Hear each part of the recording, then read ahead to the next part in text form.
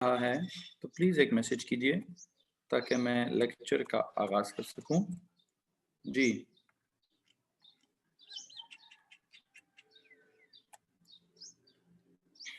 Okay okay okay okay. मुझे please एक बात बताइए,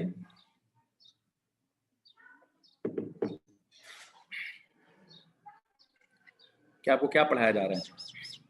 आपको ओ ए लेवल्स दोनों को फिज़िक्स में इलेक्ट्रिकल फिज़िक्स पढ़ाई जा रही है।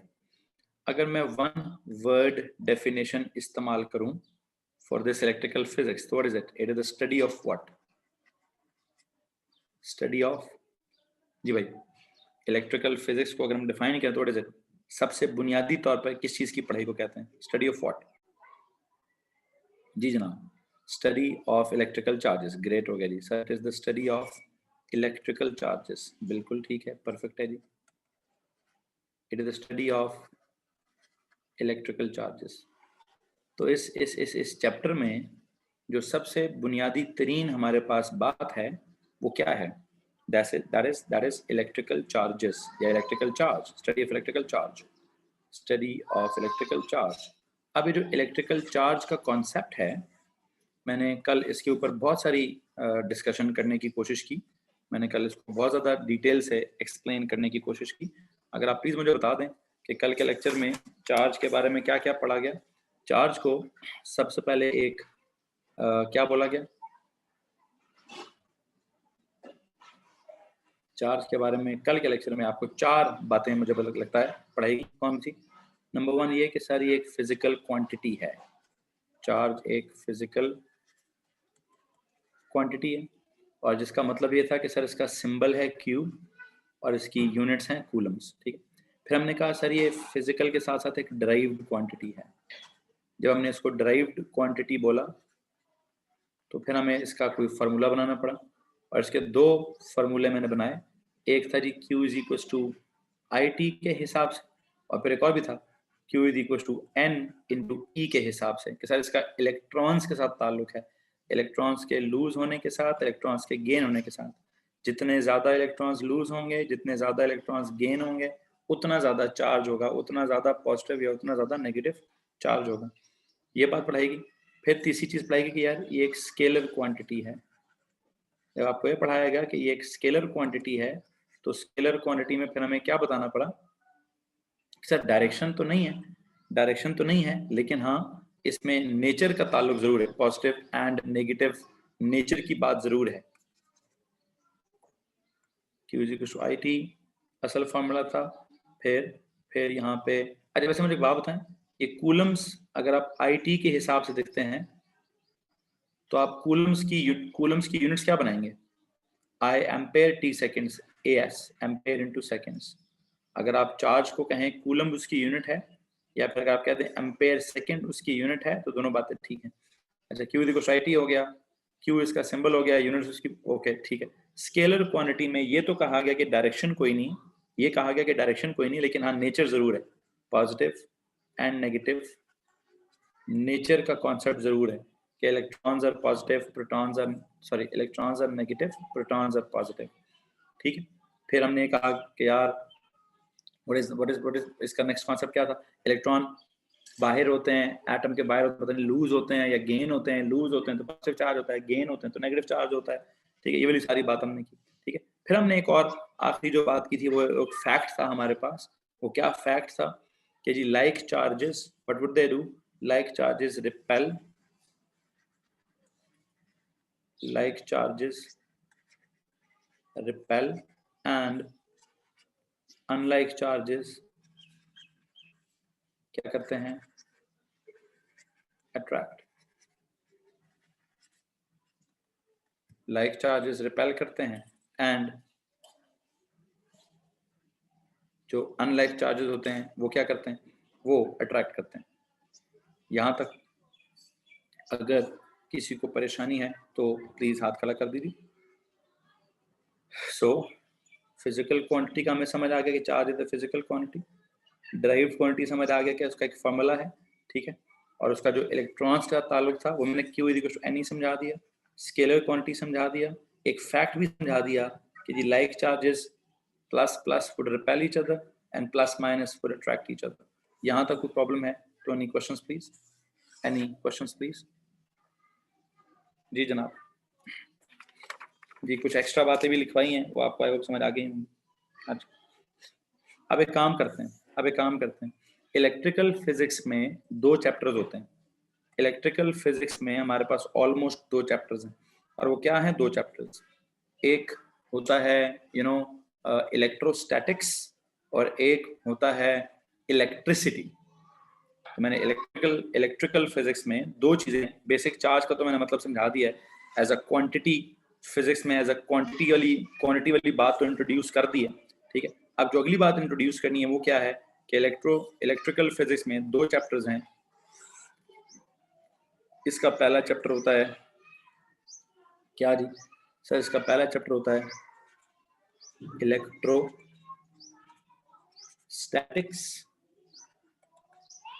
और इसका जो दूसरा चैप्टर होता है वो होता है इलेक्ट्रिसिटी या करंट ऑफ इलेक्ट्रिसिटी। ओके जी, जो भी है जी। तो पहला जो चैप्टर है इलेक्ट्रोस्टैटिक्स, आज हम इसका पहला चैप्टर स्टार्ट करना चाहते हैं, ठीक है जी। इस पहले चैप्टर को स्टार्ट करते वक्त electro,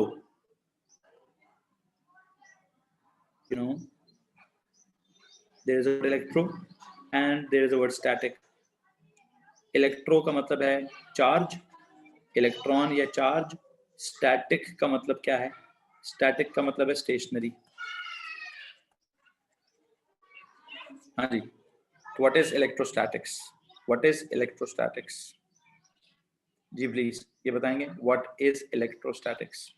it is a branch of electrical physics that deals with the study of charges at rest, that deals with the study of stationary charges or the charges that are static or the charges that are at rest। जी भाई, तो अगर मैं electricity को बाद में पढ़ाऊं, इसको मैं कहूं जी दिस इज चैप्टर नंबर 1, इसको भी पढ़ाऊंगा दिस इज चैप्टर नंबर 2, इसको बाद में पढ़ाऊंगा तो इसको डिफाइन भी नहीं करता, अभी इसको डिफाइन भी नहीं करता, इसको मैं डिफाइन भी नहीं कर रहा, मुझे इसको डिफाइन करना है। इलेक्ट्रोस्टैटिक्स क्या चीज है? इट इज जी, तो इलेक्ट्रोस्टैटिक्स क्या हुआ? इलेक्ट्रोस्टैटिक्स के बारे में what is it? It is the branch, आज का टॉपिक हमारा यहाँ से स्टार्ट हो रहा है। It is the branch of electrical physics. पहले साइंस है, उसमें फिजिक्स है, फिजिक्स में इलेक्ट्रिकल फिजिक्स है, इलेक्ट्रिकल फिजिक्स से आगे इलेक्ट्रोस्टैटिक है। So it is the branch of electrical physics that deals with what? That deals with the study of stationary charges, that deals the study of stationary static charges, that deals the study of static charges, that is charges at rest, that is क्या जी? charges at rest।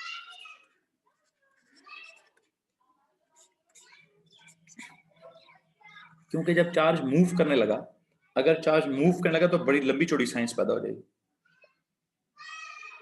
Charge अगर move करने लगेगा तो electrical current तो पैदा होगा ही होगा, कोई मैग्नेटिज्म भी पैदा हो जाएगी। चार्ज के मूव करने से आगे फिर नई साइंस निकल आती है, करंट ऑफ इलेक्ट्रिसिटी वाली साइंस निकल आती है, या फिर आगे उससे भी आगे इलेक्ट्रोमैग्नेटिज्म निकल आता है। जब चार्जेस मूव करने लगते हैं तो अभी हम चार्जेस को मूव नहीं कराएंगे, अभी हम बिल्कुल स्टेशनरी चार्जेस की बात करना चाहते हैं। और स्टेशनरी चार्जेस में चार्ज का वंस अगेन कॉन्सेप्ट तो वही है कि सर चार्ज एक फिजिकल क्वांटिटी है, चार्ज का एक फार्मूला है, चार्ज का एक फिर एक काम करें, अगर मैं चार्जेस को मूव नहीं कराऊंगा तो फिर आप मुझे बताएंगे कि मैं चार्ज का फार्मूला क्या लिखूं? फिर चार्ज किस पे डिपेंड करेगा? करंट तो मूवमेंट है, मूवमेंट की तो बात ही नहीं हो रही। अगर मूव कराऊंगा तो आईटी वाले को फॉलो करूंगा, अगर मूव नहीं कराऊंगा तो कितने इलेक्ट्रॉन लूज हुए, कितने इलेक्ट्रॉन गेन हुए, कितने निकाल लिए, कितने एक्स्ट्रा डाल दिए, एनई ही काफी है। फिर मैं एनई वाला फार्मूला फॉलो करूंगा कि जी कितने इलेक्ट्रॉन्स ऐड हुए हैं, कितने इलेक्ट्रॉन्स सब्ट्रैक्ट हुए हैं, कितने इलेक्ट्रॉन्स रिमूव हुए हैं, कितने इलेक्ट्रॉन्स गेन हुए हैं, लूज हुए हैं, गेन हुए हैं, ऐड हुए हैं, सब्ट्रैक्ट हुए हैं, जो भी हुआ है, ठीक है। फिर मैं आई टी वाला फॉर्मूला देखें, वैसे तो दो फॉर्मूला ना, बिकॉज चार्जेस की तो दो बातें पढ़नी है, चार्जेस एट रेस्ट भी पढ़ना है, चार्जेस की मूवमेंट भी पढ़नी है, ठीक है। तो जब एट रेस्ट का काम करें, अगर हम एट रेस्ट का काम करें तो चार्ज का कॉन्सेप्ट क्या होगा, एन इंटू ई। अगर हम मूवमेंट की बात करें तो चार्ज का फॉर्मूला क्या होगा, आई इंटू टी, कितनी देर के लिए चार्ज मूव कर रहा है। आप मेरी बात समझ रहे हैं।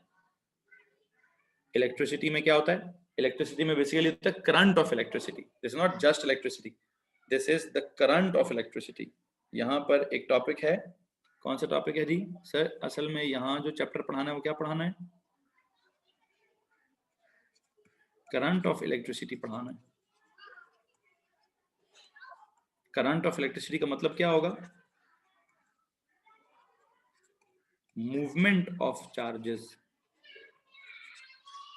मूवमेंट ऑफ चार्जेस उसका मतलब होगा, है जी जी। तो मैं वो तो मैंने अभी नहीं पढ़ाना ना, जब चार्ज को मूव कराऊंगा तो कोई आईटी वाला फार्मूला आएगा और फिर बाकी फार्मूले आएंगे, ये तो मेरा बात का काम है।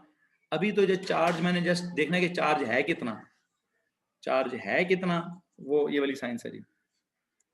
जी भाई, सो दो चैप्टर्स हम बिल्ड कर रहे हैं, दो चैप्टर्स की हम बात बिल्ड कर रहे हैं, और हमने सबसे पहला चैप्टर जो बिल्ड किया है वो कौन सा है, that is electrostatics, that is electrostatics, study of static charges और study of the charges that are at rest। जी भाई, ये आपका इलेक्ट्रिकल फिजिक्स का इंट्रोडक्शन है, यहां तक आपका इलेक्ट्रिकल फिजिक्स का इंट्रोडक्शन है। और अगर किसी के पास कुछ सवाल है तो प्लीज पूछ लीजिए, इस इंट्रोडक्शन के बाद किसी के पास सवाल है तो प्लीज पूछ लीजिए। हाँ जी, इस इंट्रोडक्शन से रिलेटेड कोई सवाल है तो प्लीज पूछ लीजिए। लिख चुके हैं तो मिटा दो, मैं इस पेज को मिटाना चाहता हूँ। मैं simple study of stationary charges की बात करना चाहता हूँ, जिसमें सबसे पहली बात मैं ये करूँ कि जी चार्जेस को डेवलप कैसे किया जाता है, methods of developing a charge की बात करूँ। नीचे लिख दें प्लीज। अच्छा चलो, अच्छा मैंने यहाँ फिर बहुत कुछ लिखा हुआ है, यहाँ जब आंख पड़ेगी इसके ऊपर तो इसमें बहुत कुछ लिखा हुआ है मैंने जी। चलो जो भी है, बस मैं चाहता हूँ इसको, हाँ जी ठीक है जी, ओके बेसिक सिर्फ 2 मिनट, नीचे लिख दें प्लीज, सिर्फ 2 मिनट। ओके सर इसको मिनिमाइज कर लें, किसको, अगर बस जो भी मैं इसको, आप लिख चुके होंगे यार, नोट कर चुके होंगे। बेसिक बात तो कल के लेक्चर में नोट की हुई थी, यहाँ मैंने बस इलेक्ट्रोस्टैटिक्स और इलेक्ट्रिसिटी मैंने लिखा हुआ है, ये इलेक्ट्रोस्टैटिक्स एक चैप्टर है, इलेक्ट्रिसिटी अगला चैप्टर है। अभी मैं इलेक्ट्रोस्टैटिक्स पढ़ाना चाहता हूँ, अगले चैप्टर में जाके मैं इलेक्ट्रिसिटी पढ़ाना चाहूंगा, ठीक है। तो देखते हैं, आखिरी सेंटेंस लिख रहे हैं, चलो जल्दी से लिखिए, जल्दी से लिखिए प्लीज। अच्छा, जब आप ये लिख चुकेंगे, जब आप ये लिख चुकेंगे तो लेट मी टेल यू, मेरे पास जो सबसे पहली बात है, मेरा जो सबसे पहला आइडिया है वो ये है, methods of charging, methods of developing a charge on an object. किसी ऑब्जेक्ट पे चार्ज डेवलप कैसे करते हैं, तो आज का लेक्चर यहां से स्टार्ट होता है जी, charging an object.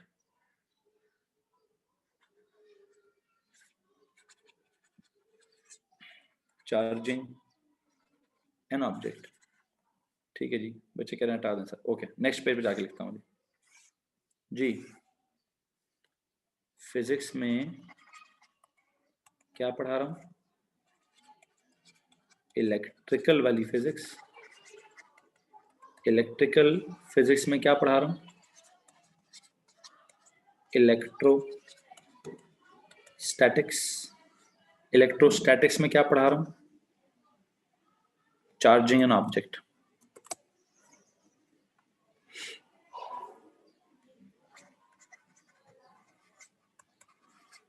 Charging an atom नहीं, देखो भाई मेरी बात सुनो, चार्जिंग एन एटम फिजिक्स है कि केमिस्ट्री है, ये टॉपिक है मेरा, प्लीज बताइए। चार्जिंग एन एटम, एटम को कैसे चार्ज करेंगे, ये तो केमिस्ट्री में होता है ना कि इलेक्ट्रॉन लूज करेंगे, इलेक्ट्रॉन्स गेन करेंगे, metals will always lose, non metals will gain, ये सारी बातें तो मैं आपको केमिस्ट्री में सिखाता हूँ। ओके मैं भी उस केमिस्ट्री की तरह की बात नहीं करना चाहता, मैं फिजिक्स की बात करना चाहता हूँ। मैं एक एटम को नहीं, एक फुल फ्लेज ऑब्जेक्ट को चार्ज करना चाहता हूँ। मैं एक पूरे ऑब्जेक्ट को, फिजिक्स का ताल्लुक एटम के साथ नहीं, फिजिक्स का ताल्लुक उस चीज के साथ है जो नजर आती है, प्रॉपर ऑब्जेक्ट्स के साथ ताल्लुक है। तो ऑब्जेक्ट की चार्जिंग की बात करनी है मैंने, किसी भी ऑब्जेक्ट, प्रॉपर ऑब्जेक्ट की चार्जिंग की बात करनी है। तो काम करते हैं जी, हेडिंग दीजिए proper, methods of developing a charge on an object. Objects are generally neutral. Objects क्या होते हैं? अगर हम ऑब्जेक्ट्स की बात करें तो ऑब्जेक्ट तो जनरली क्या होता है? An object is generally neutral. क्यों जी, क्यों न्यूट्रल क्यों होता है? सर उसमें वो एटम्स से मिलकर बना होता है। एटम्स में जितना पॉजिटिव चार्ज होता है, एटम्स न्यूट्रल होते हैं, हर एटम न्यूट्रल होता है। तो जितने उसमें इलेक्ट्रॉन्स होते हैं उतने उसमें प्रोटॉन्स होते हैं। जैसे आप एटम के बारे में कहते हो, एटम इज जनरली न्यूट्रल, उसी तरह object is also generally neutral. Atom में आप कहते हो कि सर नंबर ऑफ इलेक्ट्रॉन्स और नंबर ऑफ प्रोटॉन्स बराबर है। तो अगर मैं ऑब्जेक्ट के बारे में कहूँ कि जी ऑब्जेक्ट में क्या होता है, ऑब्जेक्ट में जितने पॉजिटिव चार्जेस होंगे उतने ही नेगेटिव चार्जेस होंगे। तो इसमें किसी प्रॉब्लम है? जैसे आप एटम, न्यूट्रल एटम के बारे में कहते हो, एक काम करोगे, अभी जिस पेज पे मौजूद हो, इस पेज के हेडर पे कुछ लिखोगे? अच्छा, इससे पहले के, बल्कि लिखो, अभी के अभी लिखो, मैं यहाँ नीचे लिख रहा हूँ, आप इस पेज के हेडर पे लिखो। क्या? एक दो जुमले लिखने हैं। जब आप कहोगे एटम इज न्यूट्रल, क्यों? Because the number of electrons is equals to the number of protons। ये जुमला है ना। इसी तरह अगर आप पेज के हेडर पे लिख दो an object is neutral, atom is neutral, और अगर मैं कहूँ an object is neutral, an object is generally neutral because क्यों? An object is generally neutral because the number of negative charges is equals to the number of positive, एक second रुकिए,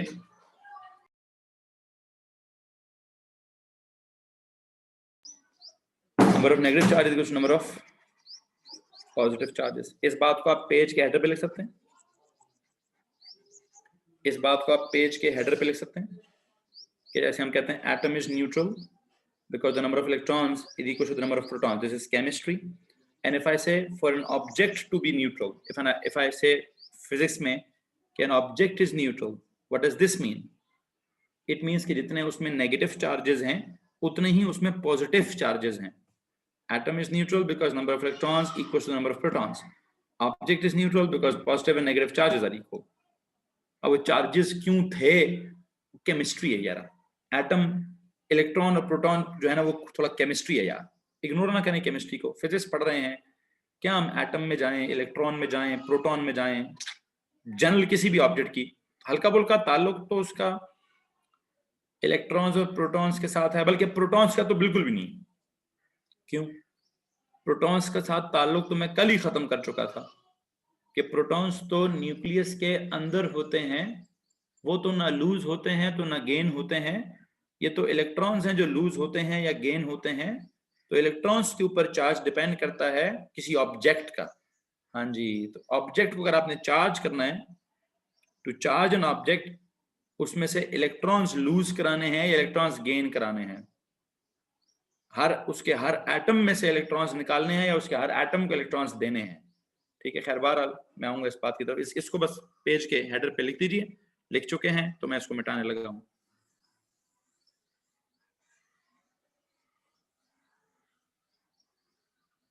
जी okay, topic क्या था? वापस आते अपने topic की तरफ। मेथड्स, हमने क्या पढ़ना जी? Methods of developing a charge. Methods of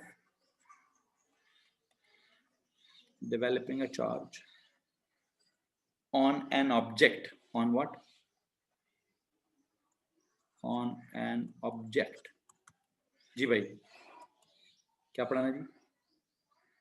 methods of developing a charge on an object. Charge को डेवलप करना है ऑन एन ऑब्जेक्ट। हाँ जी, methods of developing a charge. नहीं फातिमा, आपने तो डिस्चार्जिंग बोल दिया, अर्थ करना या ग्राउंड करना वो तो डिस्चार्जिंग है। मैं चार्ज डेवलप करने की बात कर रहा हूँ, मैं तो चार्ज डेवलप करने की बात कर रहा हूँ, ठीक है। तो आप तो डिस्चार्ज करने की बात कर रही हैं। Methods of developing a charge on an object are, क्या क्या मेथड्स हैं जी चार्ज डेवलप करने के? मेथड्स क्या हैं चार्ज डेवलप करने के? मेथड्स क्या हैं? Oh yes, friction number 1। Methods में जो सबसे पहला मेथड है that is charging by friction. सबसे पहला मेथड है that is charging by, we call it charging by friction, ठीक है। फिर है जी charging by you know electrostatic induction, charging by friction, या फिर पहले क्या दो, charging by physical contact of two charges, charging by physical contact of two charges, या charging by physical contact, simple ही लिखो। और तीसरे नंबर पे जाके लिखो चार्जिंग बाय इलेक्ट्रोस्टैटिक इंडक्शन। जी, ये 3 आज मैंने टॉपिक्स पढ़ाने और समझाने की आपको कोशिश करनी है। पहला टॉपिक है चार्जिंग बाय फ्रिक्शन, दूसरा टॉपिक है चार्जिंग बाय फिजिकल कांटेक्ट, और तीसरा टॉपिक है चार्जिंग बाय इलेक्ट्रोस्टैटिक इंडक्शन। तीसरा टॉपिक है चार्जिंग बाय इलेक्ट्रोस्टैटिक इंडक्शन। ठीक हो गया? ओके। सो पहले वाले मेथड पे चलते हैं। पहले वाले मेथड पे चलते हैं। व्हाट इज दिस पहले वाला method? Charging by friction, charging by friction. फिर उसके बाद दूसरा, फिर उसके बाद तीसरा वाला मेथड मैं समझाने की कोशिश करूंगा। तो प्लीज सबसे पहली बात सुनिए, what is this charging by friction? Charging by friction, what is mean by friction? Friction क्या होता है सर? फ्रिक्शन तब पैदा होती है जब दो चीजों को आपस में रब किया जाता है। फ्रिक्शन कब पैदा होती है?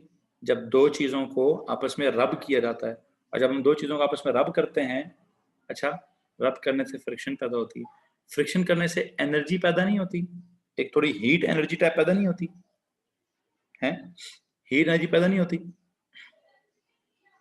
चलो जो भी एनर्जी है, मैं इस वक्त एनर्जी नहीं बताना चाहता, बस मैं कहना चाहता हूं अगर मैं दो सरफेस को आपस में रब करूं तो वन ऑफ द सरफेस, उसके जो सरफेस के ऊपर के जो एटम्स हैं, और जो एटम्स हैं वो इलेक्ट्रॉन्स क्या कर जाएंगे?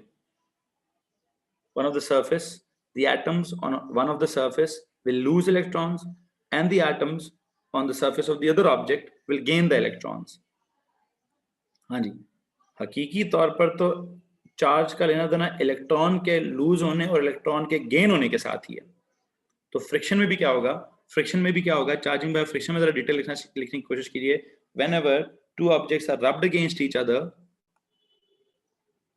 whenever two objects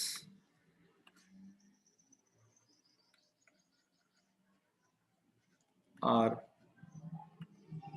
rubbed against each other, whenever two objects are rubbed against each other, please tell me what will happen? And one of the atoms on one of the surface will lose its electrons, which will be gained by the atoms on the other surface, on the surface of the other object। ठीक है? So क्या होगा? The atoms on one of the surface, the atoms on the surface of one of the object, the atoms on the surface of one of the object will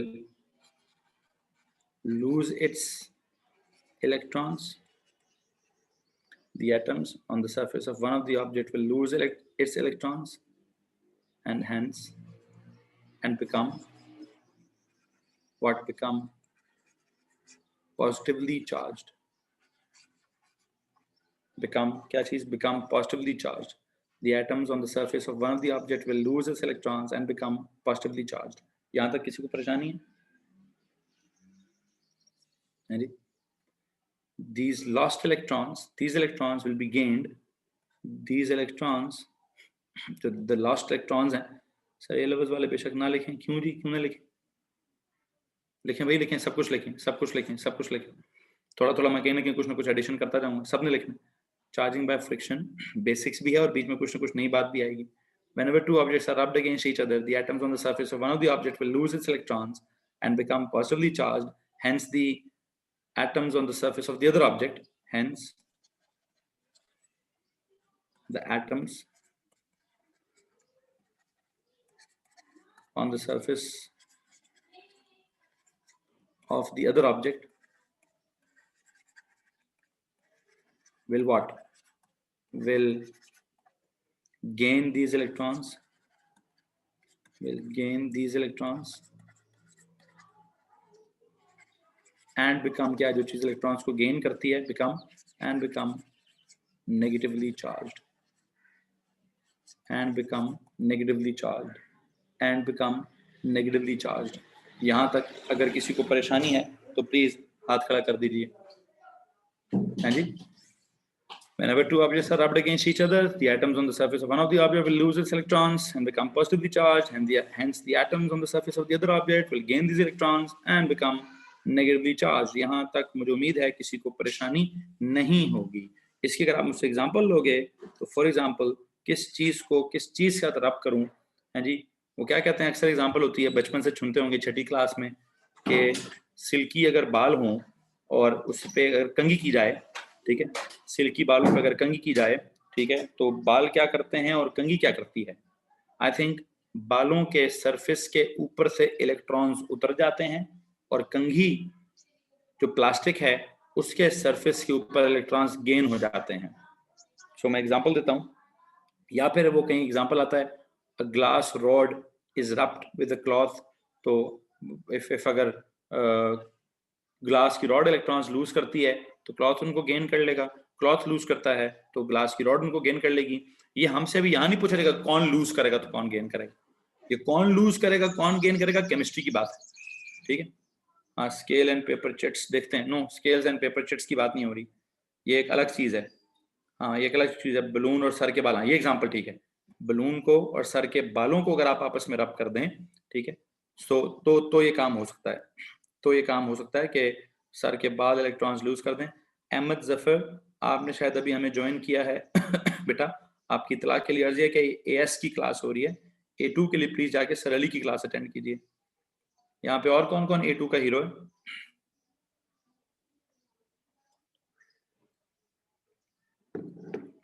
कोई और A2 का बच्चा तो नहीं बैठा हुआ भाई? A2 वाले बच्चों से गुजारिश है कि प्लीज आके सर अली की क्लास अटेंड करें. अच्छा, हम यहाँ पे क्या पढ़ रहे हैं, गौर से मेरी बात सुनिए. हम यहाँ पे बात पढ़ रहे हैं कि जनाब दो चीजों को रब करोगे तो एक आधी चीज इलेक्ट्रॉन्स लूज करेगी और दूसरी चीज इलेक्ट्रॉन्स को गेन करेगी. अब हम किसकी एग्जांपल दें? For example hair and comb. For example when hair और कॉम की एग्जांपल देते हैं.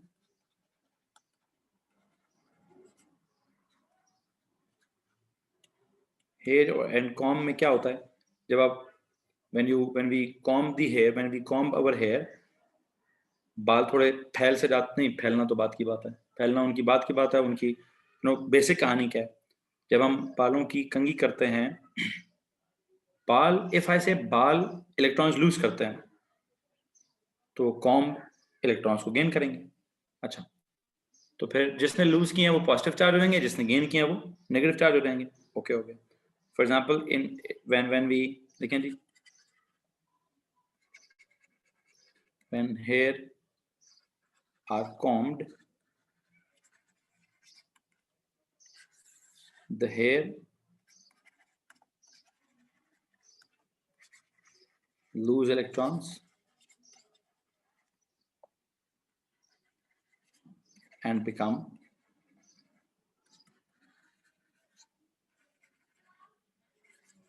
positively charged,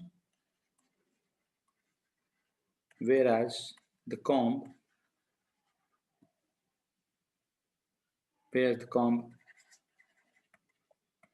gains electrons, whereas the comb gains electrons, and hence become what? Become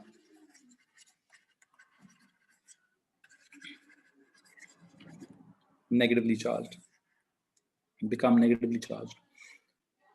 जी भाई, यहीं पर एक और बच्चे ने एग्जांपल दी कि सर अगर हम बाल पर, अपने सर के बालों पर किसी बलून को रगड़ेंगे, हाँ तब यही होगा कि सर के बाल अगर इलेक्ट्रॉन्स लूज कर जाते हैं तो बलून उन इलेक्ट्रॉन्स को गेन कर जाएगा, ठीक है।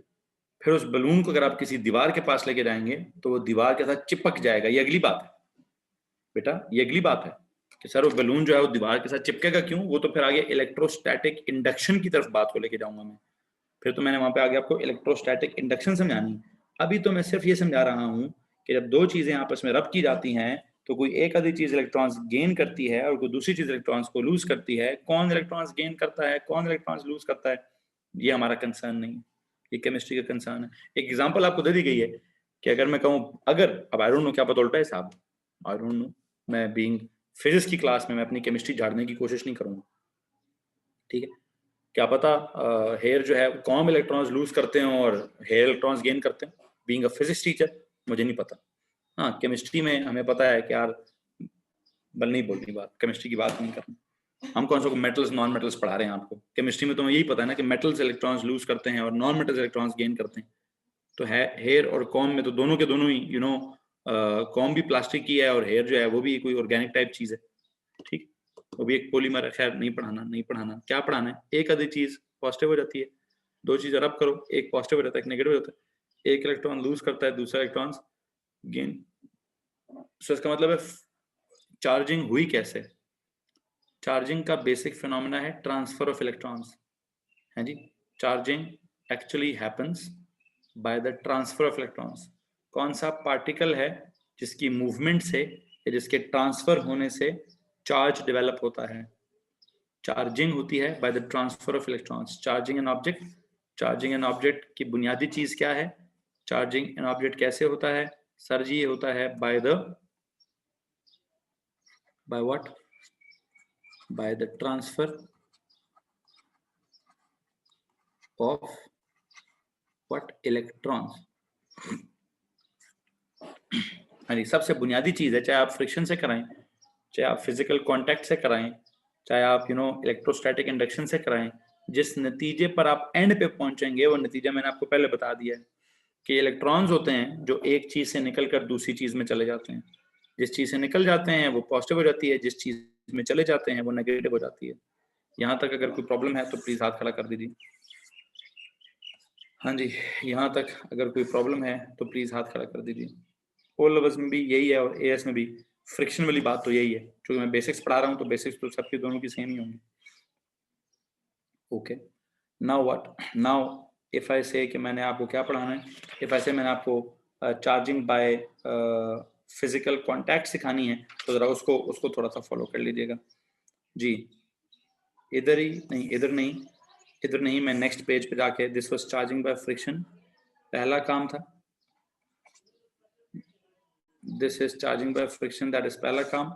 यहीं पे चलो जाके लिखो, बल्कि मुझे तो मैंने ड्राइंग्स बनानी है तो अगला पेज ज्यादा बेहतर रहेगा जी।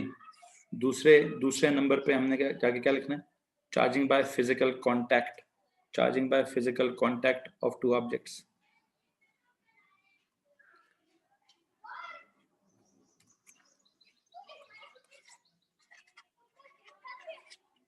Charging a neutral object,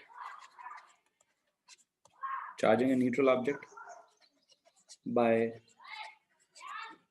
physical contact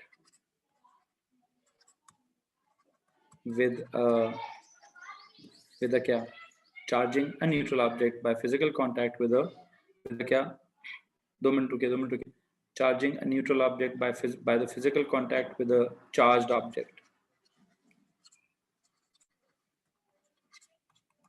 जी भाई,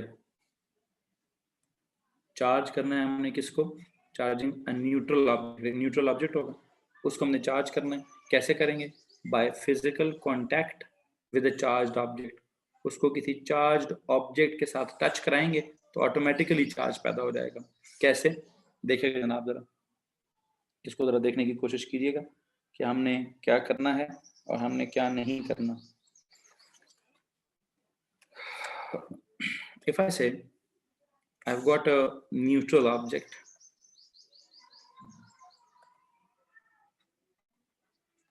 मैं जरा आपको एक न्यूट्रल ऑब्जेक्ट ड्रॉ करके दिखाता हूँ।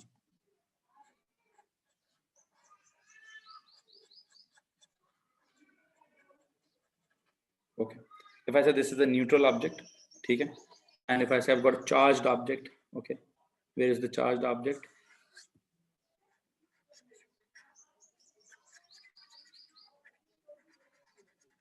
अच्छा, ऐसे इसके ऊपर पॉजिटिव चार्ज है, बल्कि एक सेकेंड, नेगेटिव चार्ज है।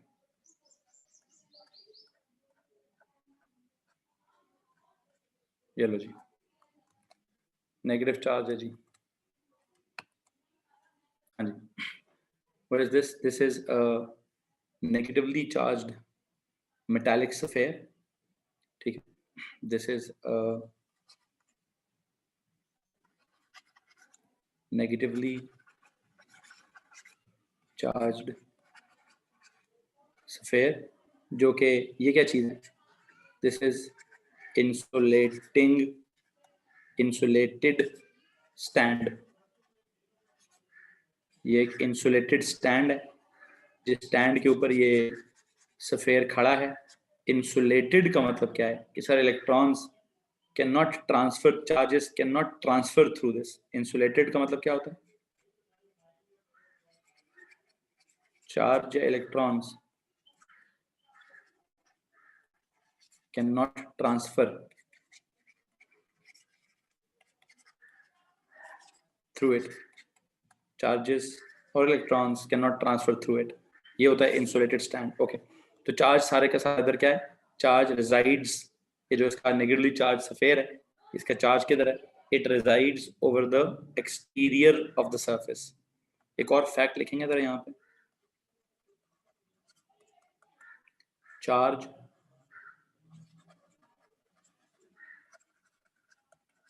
resides over the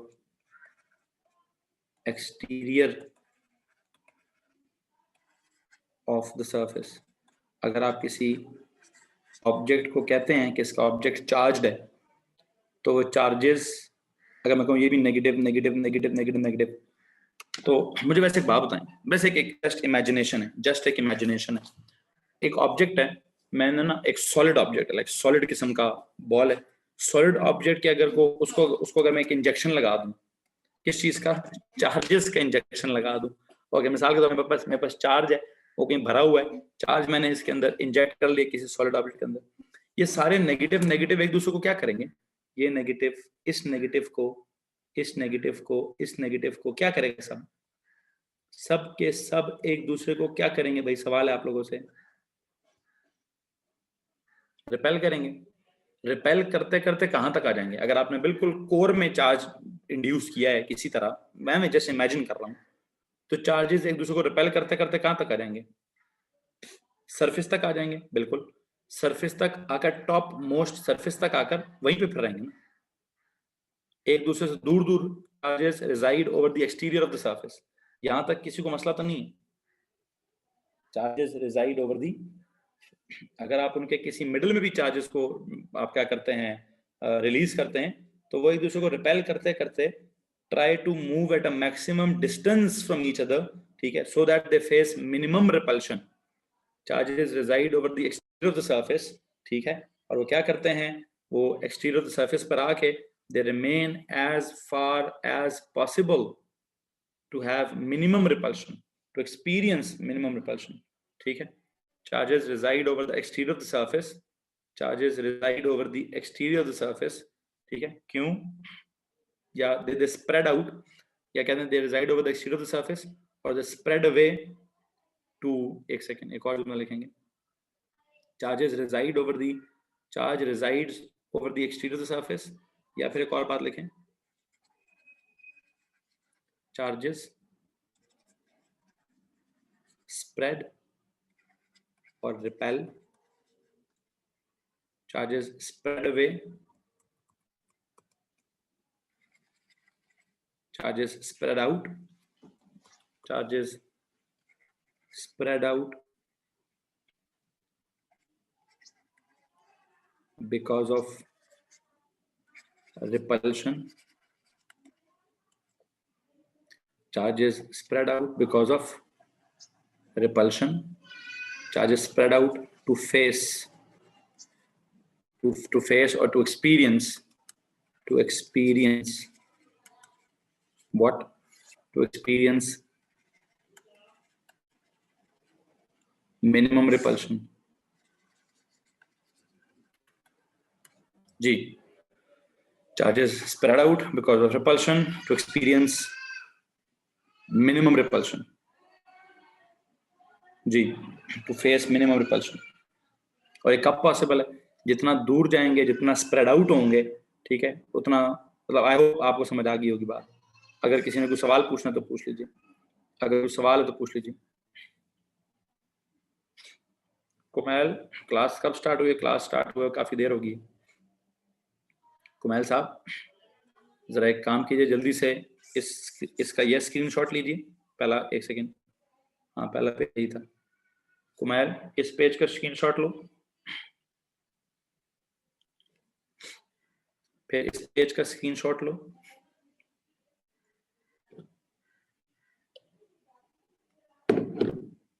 फिर इस पेज का स्क्रीनशॉट लो। अभी ये पढ़ा रहा हूं।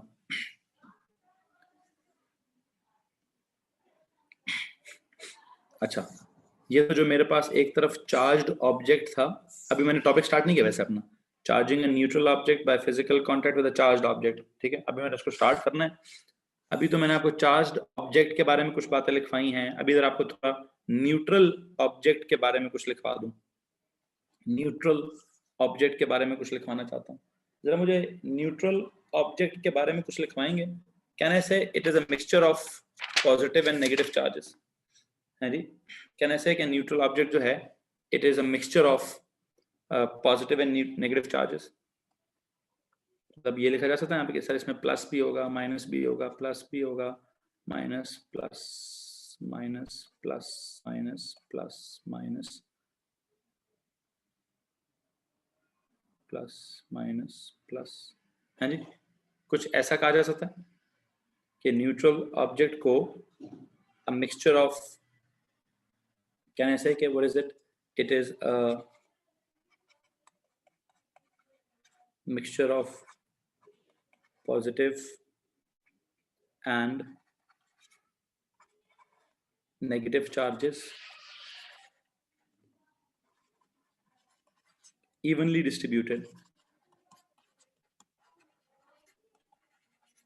या तो आप ये कह दें, एक सेकेंड, कि जी इसमें क्या है, mixture of positive and negative charges हैं, ठीक है, ठीक है। या फिर कहते हैं the number of positive charges, ये लिख सकते हैं, number of positive charges is equal to the number of negative charges। या फिर आप ये कह सकते हैं कि charges are evenly distributed, both the positive and negative charges are what? Are evenly distributed। हाँ जी, hence neutral, a mixture of positive and negative charges that are evenly distributed, या फिर the number of positive charges is equal to the number of negative charges। यहाँ तक अगर किसी को परेशानी है तो प्लीज हाथ खड़ा कर दीजिए। यहाँ तक जो मैंने नोट्स लिखवाए हैं कि न्यूट्रल ऑब्जेक्ट क्या होता है, चार्ज्ड ऑब्जेक्ट क्या होता है। इस चार्ज्ड ऑब्जेक्ट में, नेगेटिवली चार्ज्ड स्फीयर में what is happening, I believe electrons की तादाद या नेगेटिव चार्जेस की तादाद is greater than positive charges. जो आपका नेगेटिवली चार्ज स्फीयर है इसमें negative charges is greater than, बल्कि लिखने की जरूरत नहीं है, नजर आ रहा, नजर आ रहा है कि सर नेगेटिव है, तो इसका मतलब है नेगेटिव चार्जेस ज्यादा है, ओवरऑल नेगेटिविटी है। इधर न्यूट्रल है तो जितना पॉजिटिव होगा उतना ही इसके अंदर नेगेटिव होगा जरूर, चार्जेस होते जरूर हैं, हर न्यूट्रल चीज के अंदर चार्जेस होते जरूर हैं। पेज के हेडर पे आपने क्या लिखा था कि एक एटम अगर न्यूट्रल है तो इसका मतलब क्या है, अंदर कुछ चार्ज, कोई चार्ज चीज नहीं है, कुछ तो चार्ज होगा साथ है। वैसे आपको एक बात बताऊं, एक बात का जो मुझे जवाब दीजिए जरा, ऊपर से नीचे इस न्यूट्रल ऑब्जेक्ट में मैंने कहा जी कुछ तो चार्जेस होंगे, बस ये होगा कि जितने पॉजिटिव है उतने नेगेटिव होंगे। ओके, एटम अगर न्यूट्रल है तो मैं कहूंगा एटम में जितने पॉजिटिव होंगे उतने नेगेटिव होंगे। एटम में क्या पॉजिटिव नेगेटिव होता है सर? एटम में जितना पॉजिटिव चार्ज, जितने प्रोटॉन्स होते हैं उतने इलेक्ट्रॉन्स होंगे। मुझे एक बात बताइए, केमिस्ट्री में एक होता है न्यूट्रॉन। जी, न्यूट्रॉन के बारे में क्या ख्याल है आपका? सर हम न्यूट्रॉन को भी क्या कहते हैं? हम न्यूट्रॉन को भी क्या कहते हैं? न्यूट्रॉन भी न्यूट्रल नहीं होता। अच्छा, तो अंदर से खाली होता क्या? नहीं सर, उसके अंदर भी कुछ ना कुछ पॉजिटिव और कुछ ना कुछ नेगेटिव जरूर होगा। मैं क्या कह रहा हूं, अगर एक न्यूट्रल ऑब्जेक्ट का मतलब है इसमें पॉजिटिव और नेगेटिव चार्जेस हैं which are equal, neutral atom का मतलब है पॉजिटिव और नेगेटिव चार्जेस हैं दैट आर इक्वल। तो एक बात आपको बता दूं, न्यूट्रॉन अगर न्यूट्रल होता है तो उसके अंदर भी कुछ ना कुछ पॉजिटिव नेगेटिव जरूर होगा, और हाँ जितना पॉजिटिव होगा उतना ही नेगेटिव होगा, वो इक्वली इवनली डिस्ट्रीब्यूटेड भी होगा। हाँ, एक बच्चे ने बोल दिया सर वो जो क्वार्क्स की सीन है, हाँ उसमें पॉजिटिव क्वार्क्स भी होंगे नेगेटिव क्वार्क्स भी होंगे। जितने पॉजिटिव क्वार्क्स होंगे, जितना पॉजिटिव क्वार्क्स का चार्ज होगा उतना ही नेगेटिव क्वार्क्स का चार्ज होगा, जिसके नतीजे में उसका जो ओवरऑल चार्ज है वो क्या होगा? जिसके नतीजे में उसका ओवरऑल चार्ज 0 होगा। तो अगर किसी चीज को अगर आप न्यूट्रल कहते हैं तो इसका मतलब ये नहीं कि उसके अंदर कुछ चार्ज्ड चीज ही नहीं है। हर न्यूट्रल ऑब्जेक्ट के अंदर कुछ ना कुछ पॉजिटिव नेगेटिव होता है। There is a mixture, it is a mixture of what? It is a mixture of positive and negative charges, and that mixture, in that mixture the number of positive charges is equal to the number of negative charges, or you can say the positive and negative charges are evenly distributed. however अगर किसी charged object को मैं इसके करीब ले आया, however when a charged object, if a charged object is brought close to the neutral object, is the stand insulated for neutral? हाँ उसको भी फिलहाल तो मैंने इंसुलेट, वो खुद भी इंसुलेटर ही है इस वक्त, वो खुद भी इस वक्त तो चार्ज है ही नहीं कि इंसुलेटिंग स्टैंड का कोई मकसद ही नहीं। ठीक है मोहम्मद दानियाल, मैं इसके ऊपर कोई कमेंट क्यों नहीं कर रहा मोहम्मद दानियाल खान, इसलिए कि बेटा वो खुद भी न्यूट्रल ही है, कौन सा उसमें कोई पॉजिटिव चार्ज ज्यादा है नेगेटिव, मैं इसलिए इसके इंसुलेटेड स्टैंड के ऊपर बात ही नहीं कर रहा। लेकिन हाँ लेट मी टेल यू, है तो अभी फिलहाल ये इंसुलेटेड स्टैंड ही है। जी भाई, ये बाद में काम आएगा, ये बाद में काम आएगा। लो जी अपने टॉपिक पर आता हूँ। टॉपिक मेरा ये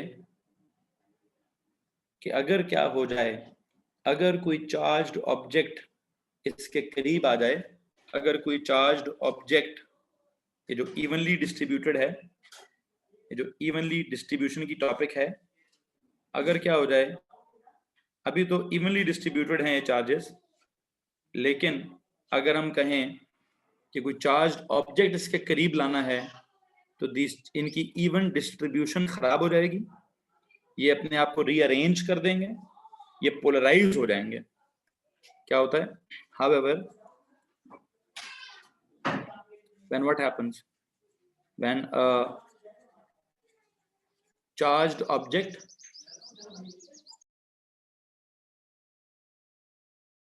when a charged object when what happens when a charged object को क्या किया जाएगा? when a charged object is brought near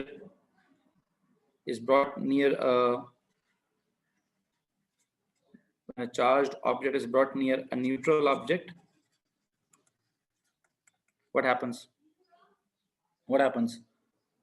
Charges की जो even distribution है, the even distribution of charges is disturbed, या rearrangement of charges take place, that is known as polarization. However, when a charged object is brought near a neutral object, rearrangement of charges take place, that is polarization will occur. What is meant by polarization? What is meant by polarization? That is rearrangement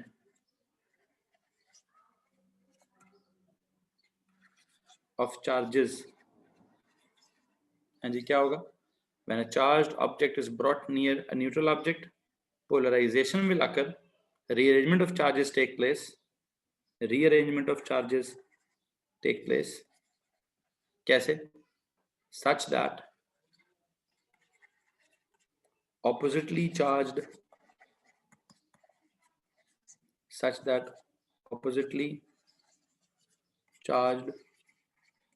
poles are developed. हाँ जी, such that oppositely charged poles are created या developed, जो भी whatever. जी भाई, इसका मतलब क्या है? ये मैंने क्या ड्राइंग बनाई है, इसके लिए मुझे क्या ड्राइंग बनानी पड़ेगी? इसके लिए मुझे ड्राइंग ये बनानी पड़ेगी। यहाँ तक तो मैंने बेसिक नोट्स लिखे हैं जी। यहाँ तक मैंने क्या किया भाई? यहाँ तक मैंने आपको बेसिक नोट्स लिख के दिए हैं। ये न्यूट्रल ऑब्जेक्ट कैसा होता है, चार्ज्ड ऑब्जेक्ट कैसा होता है। न्यूट्रल ऑब्जेक्ट के करीब अगर चार्ज्ड ऑब्जेक्ट को ले आओ, तो क्या होता है? न्यूट्रल ऑब्जेक्ट के करीब अगर चार्ज्ड ऑब्जेक्ट को ले आओ तो पोलराइजेशन होती है सर। क्या होता है? What is meant by polarisation? Rearrangement of charges होती है। किस हिसाब से? कि सर कोई पोल्स पैदा हो जाएं। क्या हो जाएं? Oppositely charged poles. पोल्स मतलब ends are developed. Oppositely charged poles या फिर oppositely charged ends are developed. Polarisation will occur. क्या मतलब था जी? पोलराइजेशन मतलब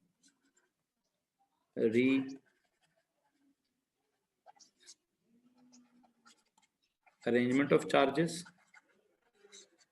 या फिर डेवलपमेंट ऑफ ऑपोजिट पोल्स या फिर एंड्स। जी, किसको मसला इस बात से?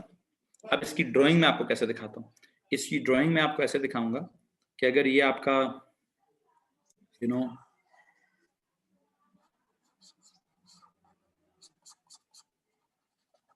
न्यूट्रल ऑब्जेक्ट था,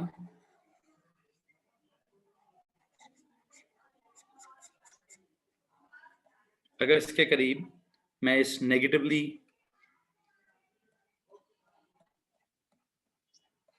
2 मिनट रुकेगा प्लीज, 2 मिनट रुकेगा।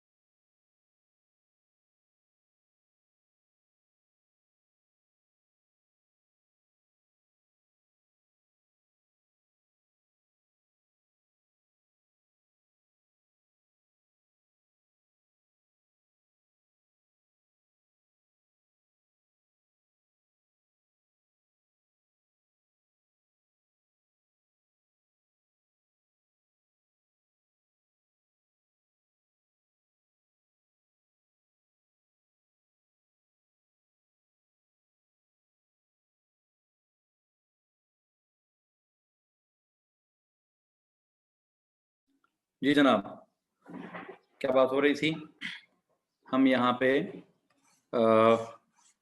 डेवलपमेंट ऑफ अ चार्ज या charging a neutral object by physical contact with a charged object मैं आपको पढ़ा रहा हूँ। और इस कॉन्सेप्ट को सिखाने के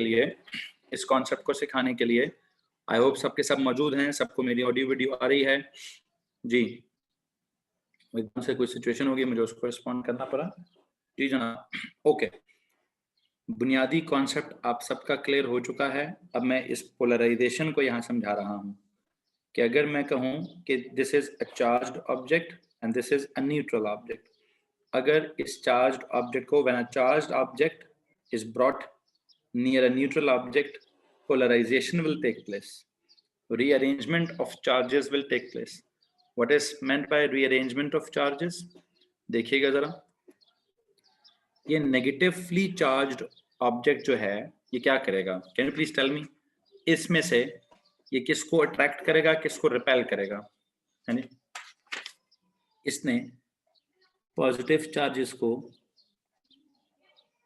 अपनी तरफ अट्रैक्ट कर लेना है, इसने पॉजिटिव चार्जेस को अपनी तरफ अट्रैक्ट कर लेना है और नेगेटिव चार्जेस को रिपेल कर देना है जी। इसमें किसी को परेशानी है? अगर आप गौर करें तो क्या चीज है? This is negatively charged, this is a negatively charged object. What is this? अभी भी है तो neutral. This is a polarised neutral object, अभी भी है न्यूट्रली, ओवरऑल पॉजिटिव और नेगेटिव बराबर हैं। बस क्या हो गया है, पहले इवनली डिस्ट्रीब्यूटेड थे, positive and negative charges are evenly distributed, positive and negative charges are evenly distributed if isolated. If क्या? If the sphere is isolated, if the object is isolated. If the object is isolated का मतलब क्या है? If the object is isolated मतलब किसी और चीज के इन्फ्लुएंस में नहीं है, किसी और चार्ज मतलब कोई चीज इसके करीब नहीं है। However, when a charged object is brought near it, फिर वो इवनली डिस्ट्रीब्यूटेड नहीं होता, फिर वो चार्जेस रीअरेंज हुए होते हैं सच दैट कि ऑपोजिट पोल्स डेवलप हुए हों, such that opposite poles develop हुए हों। ठीक है, सो हम क्या बात कर रहे थे? हम यहाँ पे बात कर रहे हैं this is a negatively charged object and this is a polarised neutral object. Negatively charged object को जब आप इसके करीब लेकर आएंगे तो इसमें पोलराइजेशन हो जाएगी। किसी को प्रॉब्लम है तो हाथ खड़ा कर दीजिए। हाँ जी, और करीब लाएंगे और पोलराइजेशन होगी, और करीब लाएंगे और पोलराइजेशन होगी। और अगर अल्टीमेटली आप क्या कर दें, अगर मैं कहूं अल्टीमेटली मैंने इनको टच ही कर देना है, ठीक है, तो जरा गौर से सुनिएगा क्या होगा। तीन स्टेप्स मैंने पढ़ाने हैं। ये आपका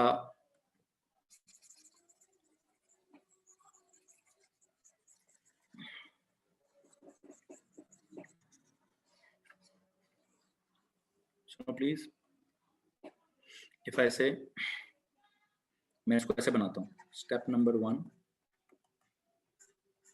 फिर यहां पे पढ़ाऊंगा स्टेप नंबर 2। अब आप मिलके काम करिए, एक काम करिए प्लीज।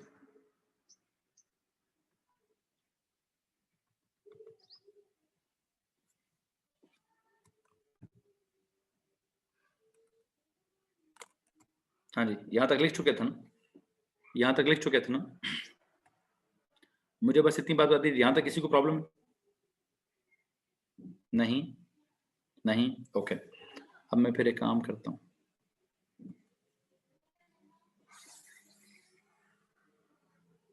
हेलो जी, अब मैं टॉपिक दोबारा स्टार्ट करता हूं।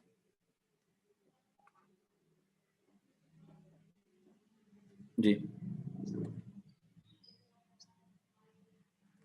हेलो जी, charging a neutral object by physical contact with a charged object, उसका स्टेप नंबर 1, फिर स्टेप नंबर 2 और यहाँ पे स्टेप नंबर 3। स्टेप नंबर 1 क्या है? स्टेप नंबर 1 में क्या लिखूंगा कि bring a charged object near the neutral object. Bring a charged object, bring a charged object near a neutral object. Okay, what will happen? Please tell me. Polarization. पहले drawing बनाते हैं जी। पिछले basic introduction को खत्म कीजिए, और अगर मैं कहूं कि एक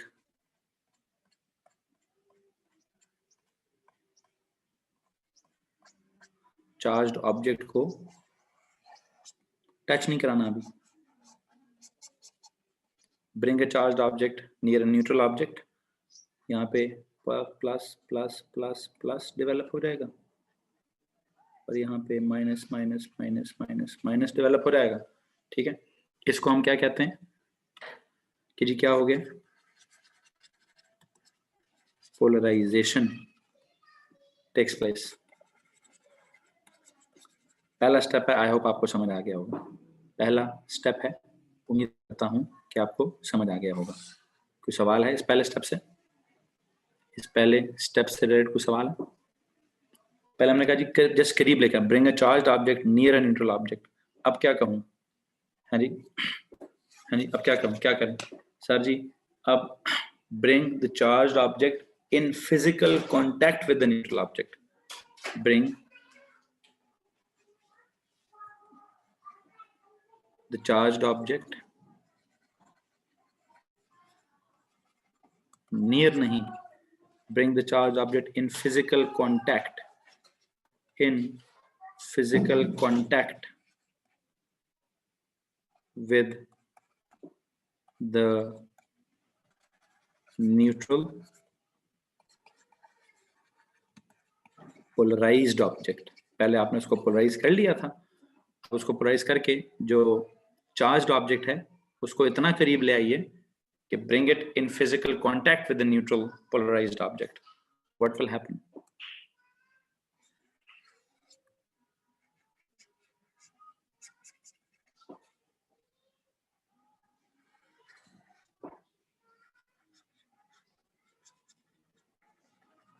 अच्छा जी, इनको इसका टच करा दीजिए।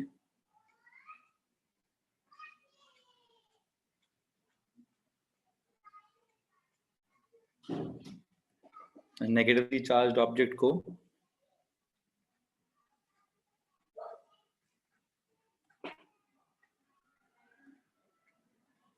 इसके टच करा दीजिए।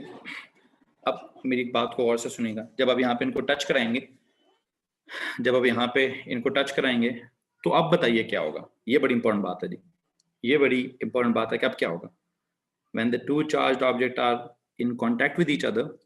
ठीक है, तो कैन यू से कि सर ये वाला माइनस इस प्लस से कट जाएगा, ये वाला माइनस इस प्लस से कट जाएगा, ये माइनस इस प्लस से कट जाएगा, ये माइनस इस प्लस से कट जाएगा, और ये वाला माइनस इस प्लस से कट जाएगा।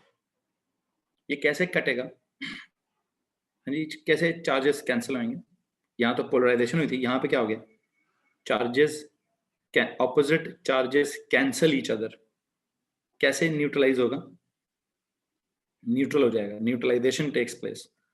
क्या होगा जी? कुछ ने कैसा लिखे न्यूट्रलाइजेशन, वहां लिखा था पोलराइजेशन, यहाँ लिखिए न्यूट्रलाइजेशन टेक्स प्लेस। किधर? at the ends, at the touching ends. Neutralization takes place at the touching ends, at the touching ends. Neutralization takes place at the touching ends. कैसे? कैसे होता है? By the movement of electrons, actually, yes. By the to charge हो जाएगा। एक second, neutralisation takes place at the touching end. जो touching ends हैं वो न्यूट्रलाइज होंगे by the what? By the transfer of electrons. You remember एक पिछले page पे भी यह क्लास था कि जो भी होगा ट्रांसफर ऑफ, जो चार्जिंग होती है कैसे होती है, ट्रांसफर ऑफ इलेक्ट्रॉन्स के थ्रू होती है। देखेंगे जरा, bye the transfer of electrons. आप लोगों से बस ये सवाल है कि इलेक्ट्रॉन्स कहाँ से कहाँ ट्रांसफर होंगे, इलेक्ट्रॉन्स कहाँ से कहाँ ट्रांसफर होंगे। सर ये नेगेटिव है, मतलब यहाँ पे इलेक्ट्रॉन्स ज्यादा थे, ये पॉजिटिव है, यहाँ पे इलेक्ट्रॉन्स कम थे, तो बेसिकली इलेक्ट्रॉन्स यहाँ से यहाँ ट्रांसफर हुए हैं, बेसिकली इलेक्ट्रॉन्स यहाँ से यहाँ ट्रांसफर हुए हैं। This is the movement of electrons. This is, जहाँ पे आपने दो सफेयर्स को आपस में टच करवाया है, वहां पे जब वो दो सफेयर्स आपस में टच कर रहे हैं तो वहां पे इलेक्ट्रॉन्स एक्चुअली क्या कर रहे हैं, at the place where the surface touch each other, वहां पे electrons transfer from one sphere to the other. अच्छा, जब इलेक्ट्रॉन्स ट्रांसफर हो गए, जब इलेक्ट्रॉन्स ट्रांसफर हो गए, अब क्या करेंगे आप, इसका मतलब क्या है, इसका मतलब क्या है, जब एक ट्रांसफर हो जाएंगे, what do you think, what will you have now, what will you have now.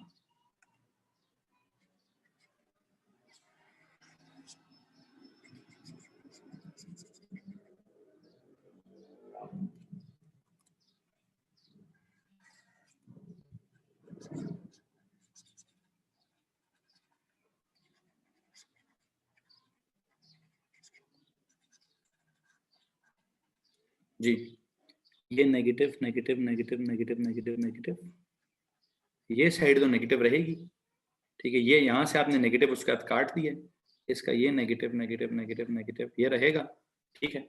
यहाँ तक अगर परेशानी है तो प्लीज बता दीजिए। ये वाली साइड खाली हो गई, ये साइड क्या हो गई, न्यूट्रल, इसने और ये वाली जगह और ये वाली जगह क्या हो गया, इधर का माइनस और इधर का प्लस एक दूसरे के साथ क्या हो गया, सर जी कैंसिल हो गया। ओके जी, अब स्टेप 3 बताओ फिर क्या करूं, what should be the step 3 ना। उप्स उप्स उप्स उप्स, ये क्या हो गया, हाँ जी, what should be the step 3 ना। सर स्टेप 3 अब ये होगा कि अब इनको एक दूसरे से अलग अलग करें, अब इन दोनों एक दूसरे के अलग अलग करिए, separate the charges, separate the charges now, separate the charges, okay, when you separate the charges please tell me क्या होगा, अगर आप इनको यहां से अब हटाएंगे तो क्या होगा, आई बिलीव कि सर चार्जेस अब फिर से क्या हो जाएंगे, चार्जेस फिर से फैल जाएंगे, इसको इधर कर दें और इसको बिल्कुल उधर कर दें, एक दूसरे से इनको बिल्कुल अलग अलग कर दें। ओके बताइए क्या होगा जी, बताइए क्या क्या होगा। सर चार्जेस फिर से फैल जाएंगे, हाँ जी, चार्जेस फिर से फैल जाएंगे। जब आपने सेपरेट कर लिया चार्जेस को, सो क्या होगा, charge on each sphere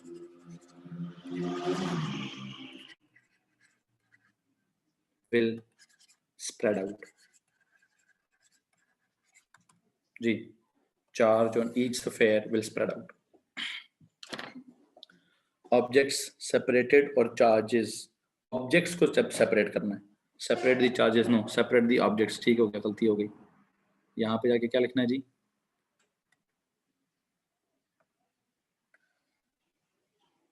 separate what, separate the objects, sorry ये लीजिए, separate the objects, separate the objects। जब आप ऑब्जेक्ट्स को सेपरेट करते हैं, अब जरा मुझे एक बात बताइए, क्या फीलिंग क्या आ रही है, हुआ क्या है, क्या फीलिंग आ रही है। सर यहाँ पे अगर कितने थे, 1 2 3 4 5 6 7 8 9 10, सपोज करो यहाँ पे 10 थे, 1 2 3 4 5 6 7 8 9 10 11 और 12, सपोज करो यहाँ पे 12 चार्जेस थे, ठीक है, अगर यहाँ पे 12 चार्जेस थे, इधर कितने रह गए, 1 2 3 4 5 6 7 8 9 10 11 12 और 13, तो फिर काम करें, यहाँ पे भी 13 और ये 14 थे, तो एक और काम कर लो जी सर जी, यहाँ पे भी एक और डाल दो, ये लो, the charges are equal in both spheres, नहीं, equal to some extent yes. अब यूं मतलब कहना मैं बस ये चाहता हूँ, कहना बस मैं ये चाहता हूँ कि बेटा अगर यहाँ पे ना, अगर ये ना करें, मतलब फिर एग्जामिनर के मूड पे डिपेंड करता है, क्या पता नंबर काट ले, क्या पता नंबर काट ले। ठीक है, तो आपको इस चीज का ध्यान रखना है, आपको इस चीज का, मजे का काम है ना, मतलब बस काउंटिंग इतना टाइम स्पेंड ना कीजिएगा। बस सिंपल है, यहाँ पे अगर 14 चार्जेस थे तो अगर 7 उधर ट्रांसफर हो गए तो 7 उधर रह जाएंगे। Don't you think law of conservation of charge भी होना चाहिए कि चार्ज कोई जाया तो नहीं होता, चार्ज ना तो क्रिएट होता है ना जाया होता है, जस्ट वो एक ऑब्जेक्ट से दूसरे ऑब्जेक्ट पर ट्रांसफर होता है। यहाँ पे क्या हुआ है, I believe, according to the law of conservation of charge, charge is neither created nor destroyed, but it has just transferred from one object to the other. हैं? तो उस बुनियाद के ऊपर तो जितने इधर हैं, ये वाले अगर 7 है, ये वाले भी 7 है, तो 7 + 7 टोटल 14 होने चाहिए थे। यहाँ पर अगर वैसे मैं एक नोट मैं तो लिखवाना चाहूँ, मैं तो लिखवाऊँ, एक नोट लिखें, क्या charge is neither created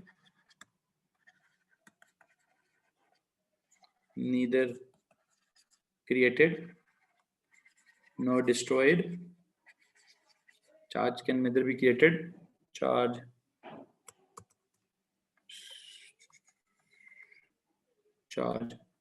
can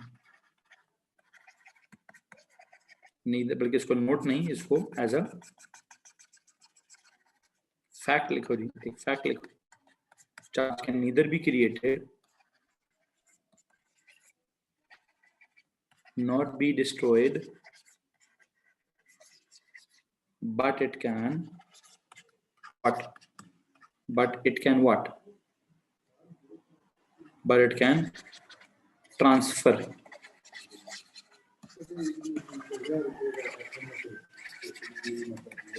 from one object to the other.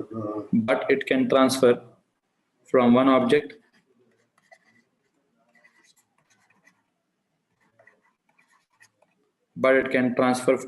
to the other. How will we apply this fact on step 2? Step 2 पे भी कर लें, मैंने भी देखो इतना ज्यादा ध्यान नहीं रखा गिनने का, मैंने एंड पे आपको कहा यार गिनने का ध्यान रख लें।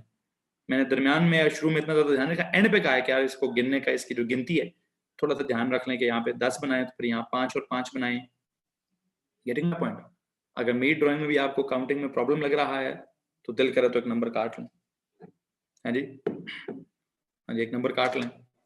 तो कुछ गलती इसलिए की जाती है कि आपको एंड पे सिखाया जाए कि जनाब गलत हुआ है, क्या करना चाहिए था, काउंटिंग को प्रॉपरली फॉलो करना चाहिए था, काउंटिंग को नहीं, -10 मार्क्स से तो ज्यादा है भाई। मलाइका कौन सा गुस्सा बता रही हो, सवाल ही 2 नंबरों का है, तुम 10 नंबर काट रही हो हैं, क्या गुस्सा है?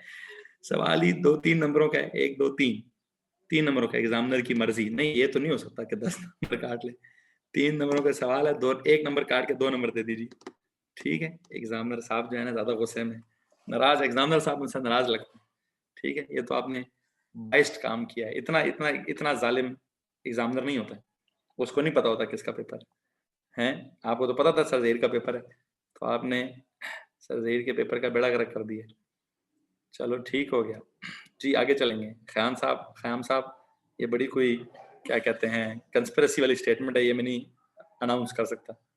अच्छा, सो भाईजान कोई सवाल पूछना चाहेंगे?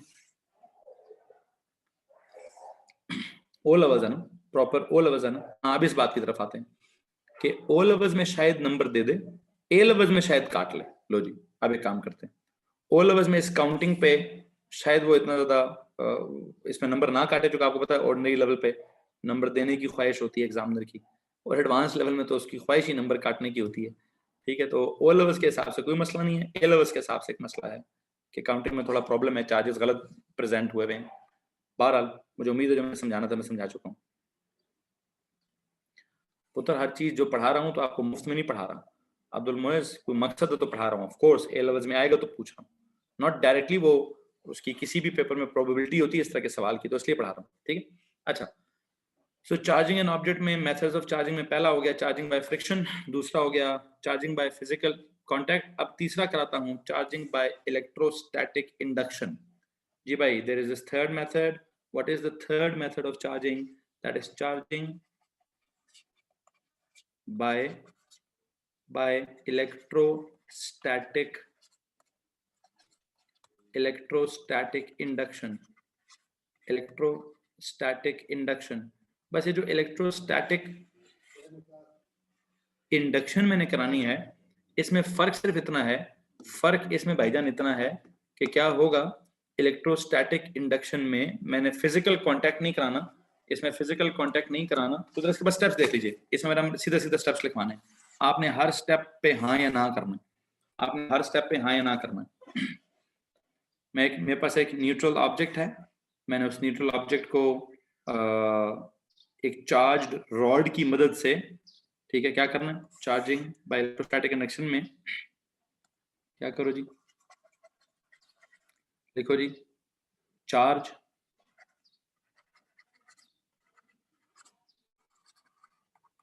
a neutral object, charge a neutral object by what? Charge a neutral object by using a charged rod, by using a charged rod। लो जी, ये जरा इधर लिख देना please, by using a charged rod। Okay, लेकिन मेरा मकसद होगा क्या, टॉपिक समझाना, इलेक्ट्रोस्टैटिक इंडक्शन का फिनोमेना समझाना मेरा मकसद होगा, इलेक्ट्रोस्टैटिक इंडक्शन का फिनोमेना समझाना मेरा मकसद होगा।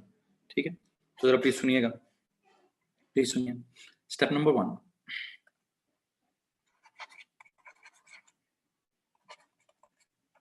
What is step number 1? Step number 1 ये है, bring a charged object, bring a charged rod near the neutral sphere। Bring, can you please show the previous page, LOG?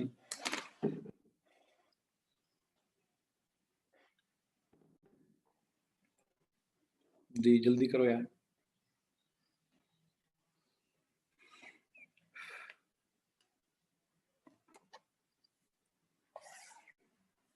बता रहा हूँ उसी इस लफ्ज को मैं इस स्टेप के थ्रू समझाऊंगा, electrostatic induction. Electrostatic stationary charges induce होंगे।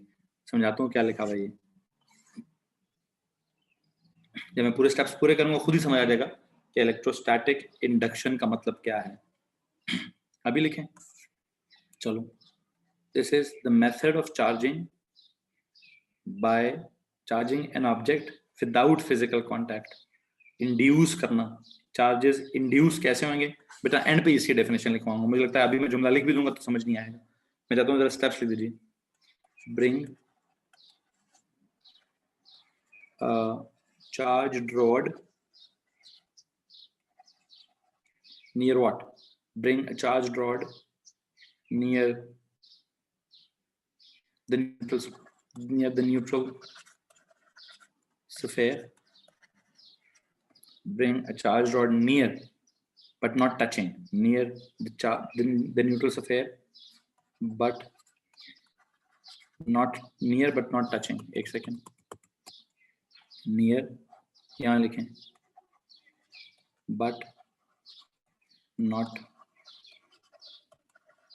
touching, near but not touching जी। Bring a charged rod near but not touching the neutral sphere। Okay जी, लेकर आओ जी।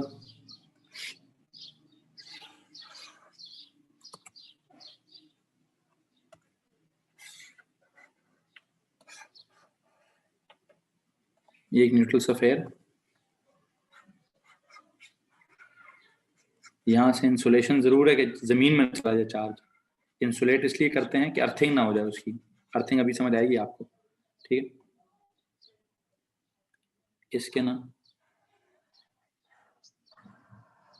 एक चार्ज रॉड को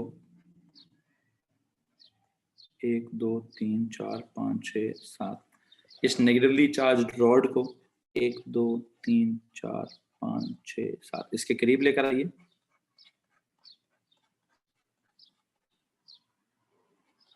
ठीक है, ब्रिंग, व्हाट विल हैपन, क्या करें जी, ब्रिंग अ चार्ज्ड रॉड, आ गया जी।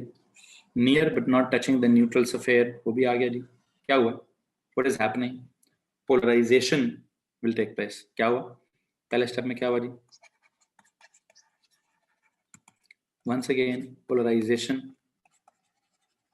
Takes place.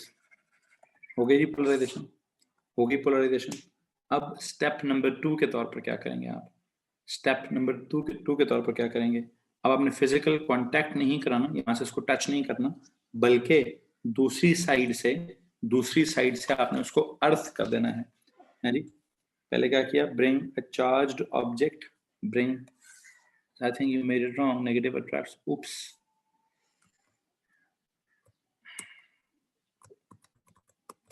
नेगेटिव क्या करेगा? प्लस को इधर लाएगा, 1 2 3 4 5 6 7, 1 2 3 4 5 6 7, वो गिनती के चक्कर में। जी जनाब, अब ठीक है, अब ठीक है। नेगेटिव ने पोलराइजेशन कैसे? नेगेटिव ने प्लस को अट्रैक्ट करना है और नेगेटिव ने नेगेटिव को रिपेल करना है, नेगेटिव ने नेगेटिव को रिपेल करना है। बिल्कुल ठीक हो गया, बिल्कुल ठीक हो गया। अब ठीक हुआ है, गलती हो गई थी। Polarisation takes place. Okay okay. Step number 2 में क्या करूं? स्टेप नंबर 2 में क्या करूं? हाँ जी, attach an earth wire. Step number 2 लिखो जी। What is step number 2?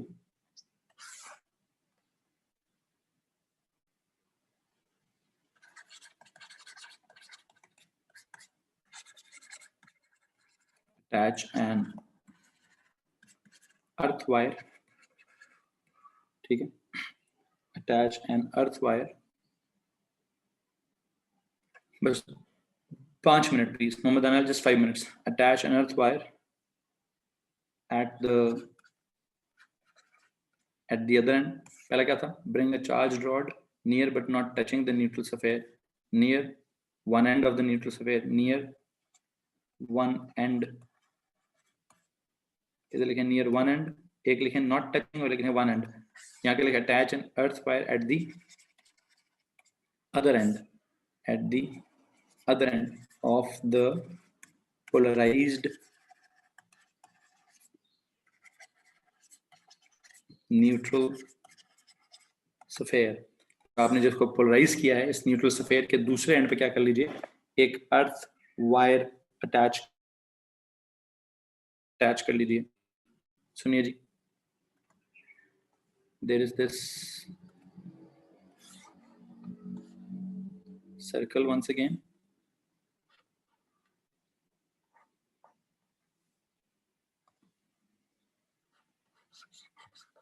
there is this insulation,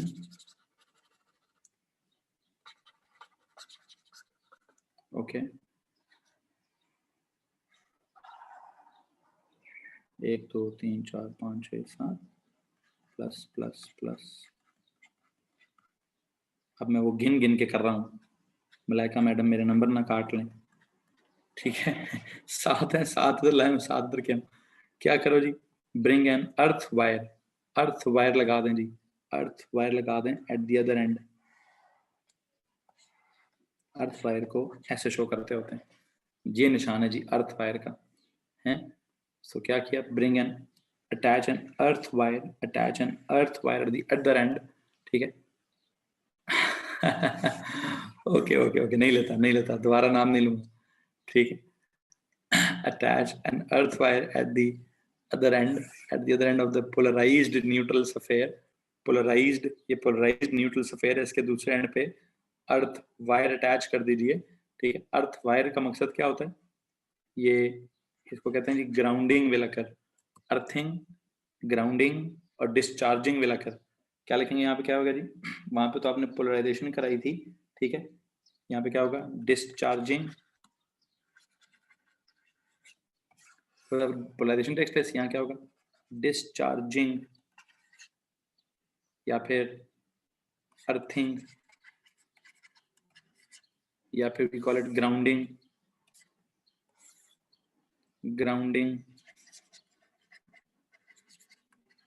takes place. क्या मतलब है अर्थिंग का? अर्थ वायर लगाइए, ग्राउंडिंग का ग्राउंड में चला जाएगा कुछ, क्या? डिस्चार्जिंग, चार्ज खत्म हो जाएगा। कैसे?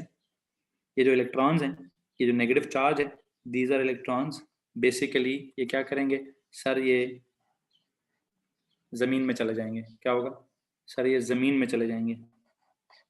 अर्थ वायर कनेक्ट करने का मतलब क्या है? अर्थ वायर कनेक्ट करने का मतलब क्या है? Electrons will move to the earth. Electrons discharging, earthing or grounding takes place due to the transfer of electrons, due to the transfer of electrons from क्या to क्या? From the negative end to the earth। अच्छा, आप में से किसको लगता है कि अब अर्थ नेगेटिवली चार्ज हो जाएगी? अब अर्थ नेगेटिवली चार्ज हो जाएगी? Anyone please? क्या आप में से किसी को ये लगता है कि अर्थ नेगेटिवली चार्ज हो जाएगी? क्यों नहीं लगता? क्यों नहीं होगी earth negative charge? Earth negative क्यों नहीं होगी? Earth has billions of charges, it's too big. तो उसको 7, 8, 9, 10 नेगेटिव चार्जेस से 1000, 100, करोड़ चार्जेस से कोई फर्क नहीं पड़ता। ठीक है, earth is such a affair कि उसमें करोड़ तो बहुत छोटी चीज है, करोड़ों अरबों खरबों पता नहीं कितने।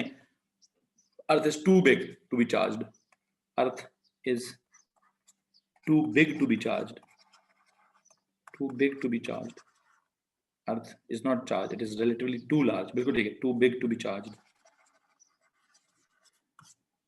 So Earth will not be charged. ठीक है. It is too big to be charged. बल्कि सिंपल है. लिखवाने की भी जरूरत क्या है? लिखवाने की भी जरूरत क्या है? सर अर्थ चार्ज नहीं होती. अर्थ जो है वो, चलो अगर आपने एक नोट लिखना है तो आप लिख दो कि since Earth is too large, so there is no effect on the charge. There is no effect on its charge by the addition or subtraction of some charges. So it is not charge. Since, एक note लिखो जी, since Earth is too large, आखिरी बात है बेटा, since Earth is too large, so there is no effect.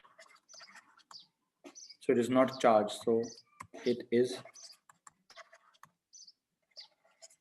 not charged by the addition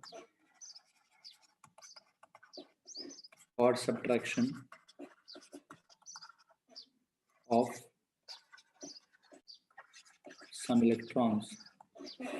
ठीक है. So Earth is too large, so it is not charged by the addition or subtraction of some electrons. However, उसको तो कुछ नहीं हुआ, लेकिन यहाँ कुछ जरूर हो जाएगा. ये जो इलेक्ट्रॉन्स हैं ये क्या कर जाएंगे? ये इलेक्ट्रॉन्स जमीन में जरूर ट्रांसफर हो जाएंगे. जब इलेक्ट्रॉन्स जमीन में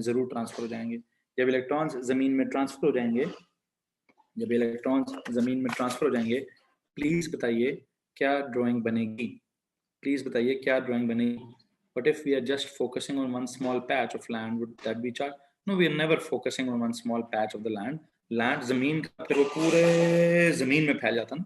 वो जो भी सिस्टम है, अगर आप एक दफा अर्थ में चले गए, अर्थ कनेक्टेड है, अर्थ कहीं से ब्रेक तो नहीं हुई. ठीक है, अर्थ कहीं पे ब्रेक तो नहीं हुई, तो सारे का सारा नीचे अर्थ के अंदर ही फिर अर्थ कुछ नहीं होगा. अमार, तो सीधी सी बात है, कुछ भी नहीं होगा.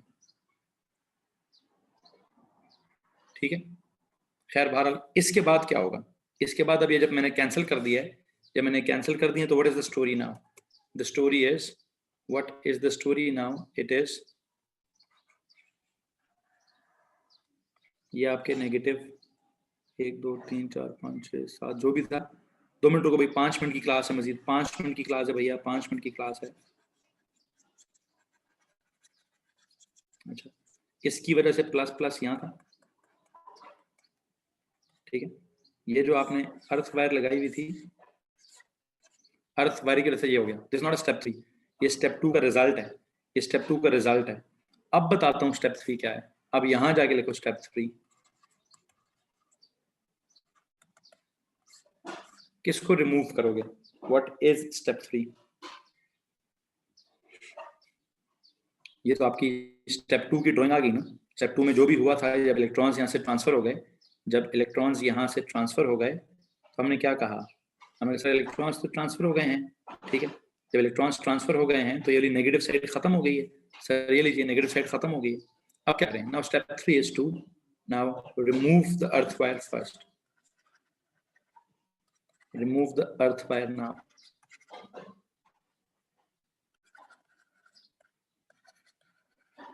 ओके, हटाओ जी इसको। जब आप इसको हटाओगे तो व्हाट डू यू थिंक, क्या मिलेगा आपको भी जब आप अर्थ वायर को हटा दोगे?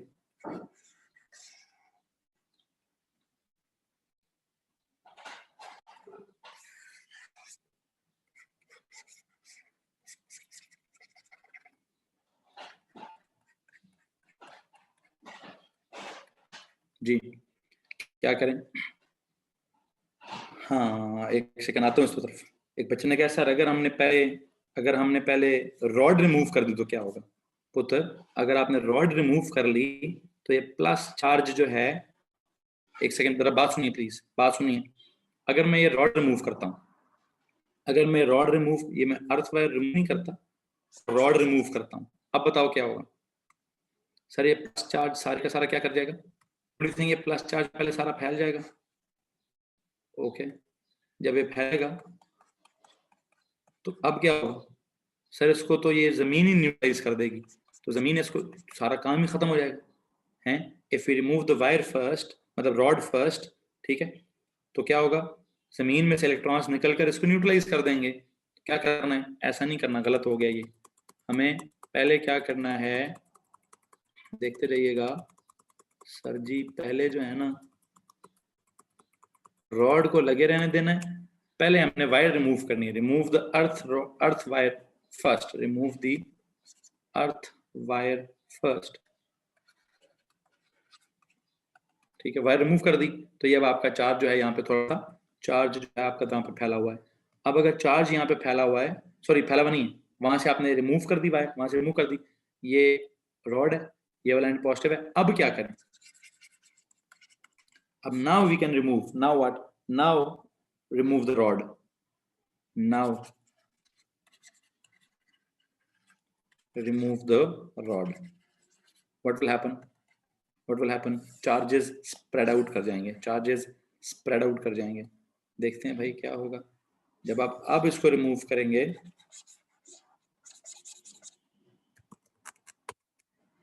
अब जब आप इसको रिमूव करेंगे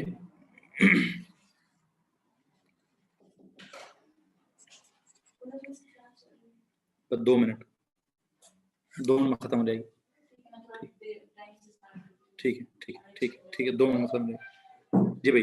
remove the rod now, now remove the rod, what will happen? Let me tell you, positive charges will spread out, charges will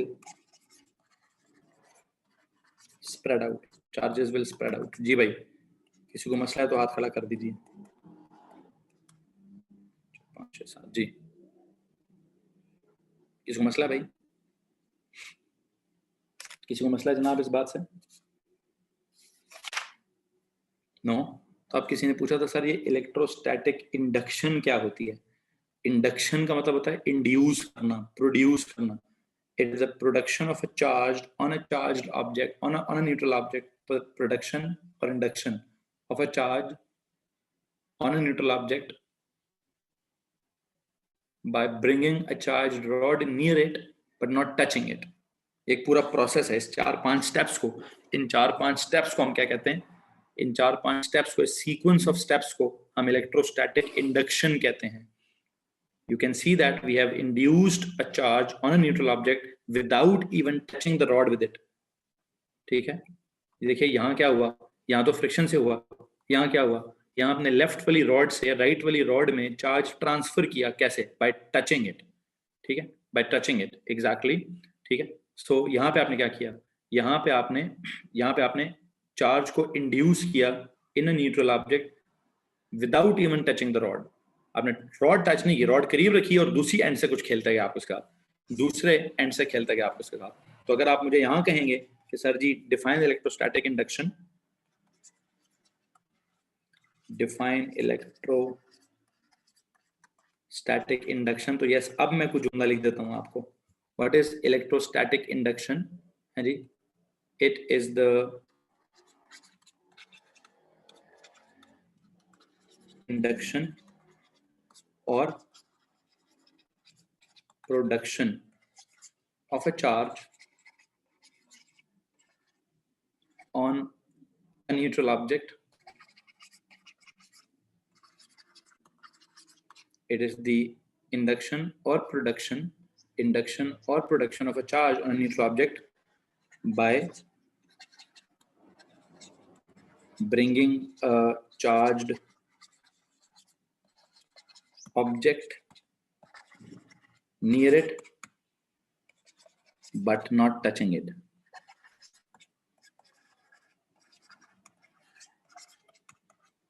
Using an earth wire and using an earth wire use की है और charge object use किया है। दोबारा से सुनिए, क्या किया है आपने? इंड्यूस किया है या प्रोड्यूस किया है क्या? चार्ज किसके अंदर? On a neutral object by bringing a charged object near it but not touching it and using an earth wire. Charged object को और अर्थ वायर को यूज करके किसी ऑब्जेक्ट पे चार्ज अगर आप इंड्यूस कर दें तो इस पूरे मेथड को, इस पूरे कॉन्सेप्ट को, इस पूरी कहानी को इलेक्ट्रोस्टैटिक इंडक्शन कहते हैं। क्या कहते हैं भाई? इलेक्ट्रोस्टैटिक इंडक्शन कहते हैं। और अगर इस बात में किसी को मसला है तो सवाल पूछिए। हाँ, अगर पॉजिटिव रॉड होती, हाँ, फिर सारा कुछ उल्टा होता। एक बच्चा कहता है सर अगर यहाँ पे पॉजिटिव रॉड होती तो क्या होता? उधर पे सारा कुछ उल्टा होता, यहाँ फिर ये नेगेटिव होता। ठीक है, इलेक्ट्रॉन्स नीचे जाने की बजाय सब कुछ सारा कुछ उल्टा होता। स्टेप्स यही होते, कॉन्सेप्ट यही होता, लेकिन आपकी ड्राइंग में निशानात उल्टे आ जाते, बिल्कुल बिल्कुल यही जी। तो भाई यहाँ तक अगर किसी को परेशानी है तो प्लीज आप हाथ खड़ा करेंगे। कुछ सवाल पूछना चाहेंगे? नो जी जनाब। तो मेरे ख्याल से यहाँ पे जाके अभी का फिजिक्स का लेक्चर जो है वो एंड होता है। तो बराए मेहरबानी उसको अच्छे से रिवाइज भी लाजमी कीजिएगा ताकि चीज़ें दिल और दिमाग के अंदर रहें, ठीक है पुत्र? चलो ठीक हो गया, ग्रेट हो गया। ओके भाई, दैट्स इट। यहाँ पे जाके मैं फिजिक्स का लेक्चर एंड करता हूँ। ऑल लेवल्स वाले बच्चे जाके अपनी बायोलॉजी की क्लास में जाएं। ठीक है, what happens to the rod if we touch it बेटा, तो दिस इज व्हाट हैपन्स। अगर आप दो ऑब्जेक्ट्स को टच करेंगे तो चार्ज इधर से उधर ऑटोमेटिकली ट्रांसफर हो जाएगा। ठीक है जाना बेटा, हम टच करेंगे तो हमें पता है कि दोनों का इधर से नेगेटिव कैंसिल होंगे, और जब वो नेगेटिव कैंसिल होंगे, तो जब वो नेगेटिव कैंसिल होगा तो चार्जेस वहां से टच हों कैंसिल होगा। तो ये भी एक चार्जिंग का मेथड ही है। ठीक है पुत्र, ये भी एक चार्जिंग का मेथड ही है। टच वाला ये कॉन्सेप्ट है, विदाउट टचिंग वाला ये कॉन्सेप्ट है। विदाउट टचिंग वाले कॉन्सेप्ट को हम इलेक्ट्रोस्टैटिक इंडक्शन कहते हैं। क्या कहते हैं जी? इलेक्ट्रोस्टैटिक इंडक्शन कहते हैं। ठीक है, ओके। So that's it. यहाँ पे जाके मैं फिजिक्स का लेक्चर एंड कर रहा हूँ। अभी हम this is 6:20। Then isn't everything gaining and losing? What if they are